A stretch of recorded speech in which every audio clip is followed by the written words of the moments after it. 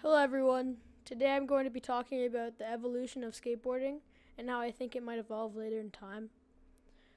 So first thing I'm going to be talking about is how skateboarding started and how it grew to be such a huge sport or hobby. So skateboarding was originally made around like the 1940s to the 1950s.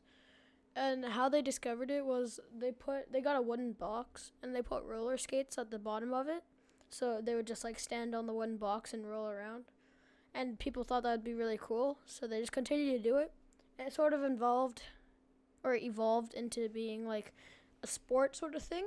And people would go into bowls to like sort of roll around in them, and it would eventually get more like competitive about it. But then eventually, sometime later, there was this new thing called street skating.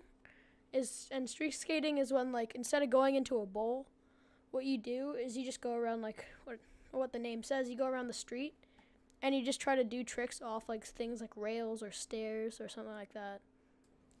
In the 1970s, people ditched the wooden skateboards and turned them into plastic yellow skateboards, which would be called banana boards. Those were used to go into the pools or the bowls that we were talking about earlier, so it'd be easier and more smooth for the skater.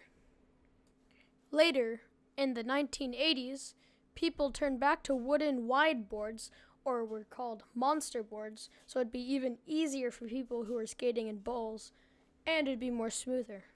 At this point, no one cared about helmets, and you would usually end out in the hospital because you did something like this, or this, or this, or this, or this, or this. You get the point. And this brings me to the next segment of my video, helmets. Woo! Helmets are especially important in skateboarding because it can help you prevent things that you saw in the other video, so you don't end out in the hospital, or you don't end out even worse, maybe dead, because you hit your head too hard. Believe it or not, helmets also evolved in the past and still evolving right now. And also, believe it or not, there are skateboarding helmets, especially for skateboarding, same as biking or any other sport. So helmets back in the really early days looked like this, and what they look like right now is right here. You might be confused about the first one, because there is no helmet, and that's what I mean. Back in the days, no one actually wore a helmet, and people were really badly injured because they hit their head too hard. Thankfully, right now, we have very protective helmets for skateboarders, and there's a lot less head injuries. I hope that maybe in the future, helmets won't look as chunky and feel as chunky as they are right now. It maybe just be like a little like toque maybe, or something super thin that is also super protective but not super chunky and sort of uncomfortable to wear.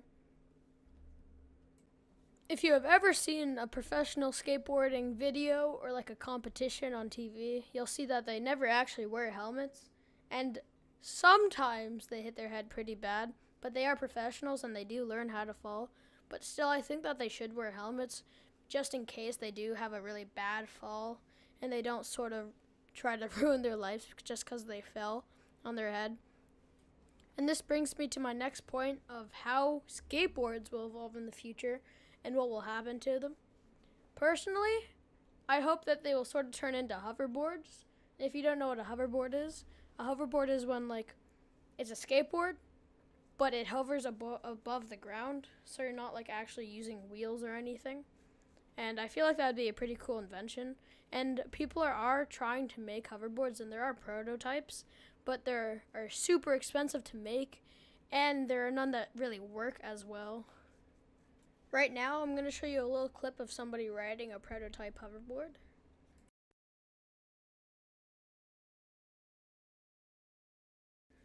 As you can see, there are some in the world, but it's really hard to get them, it's really expensive, and it doesn't really work that well, as you can see in the video. Now I'm going to talk about my last point, which is the Olympics and how skateboarding is going to be in the Olympics in 2020. as many people know, skateboarding will be in the Olympics in 2020, and many people are like training really hard to get into it, even starting like right now. There is a debate going on whether they should wear helmets or not, and I think that they're not going to wear helmets just because like all the other professional skateboarders in other leagues don't wear helmets. I think that they should wear helmets because some of them are as young as 16 and they have their whole life in front of them, and I don't think that they should risk it all just for the Olympics. And I think that they should wear a helmet because like it could save their life, or like it could like save them from getting a really bad injury that they may not get back from. Thank you for listening to my presentation, and I hope you all have a nice day.